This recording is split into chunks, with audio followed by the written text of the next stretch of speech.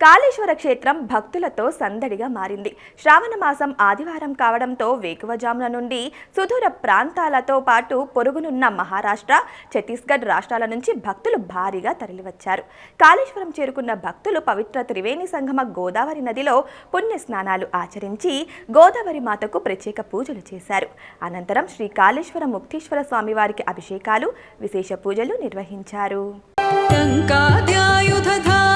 సత్వర హ్రీంకారాది సురేశ శివ ఢంక స్వరూప సహకారోత్తమ వాగీశ్వర వరదేశ శివ డంభ వినాశన కిండిమ భూషణ అంబరవాస చిదేశ శివ ఢం ఢం ఢమరుక ధరణి నిశ్చల ఢుంఢి వినాయక సేవ్య శివ నడిన విలోచన నటన మనోహర అళికుల భూషణ అమృత శివ సాంబ సదా శివ సాంబ సదా శివ సాంబ సదా శివ సాంబ శివ సాంబ సదా శివ సాంబ సదా శివ సాంబ సదా శివ సాంబ శివ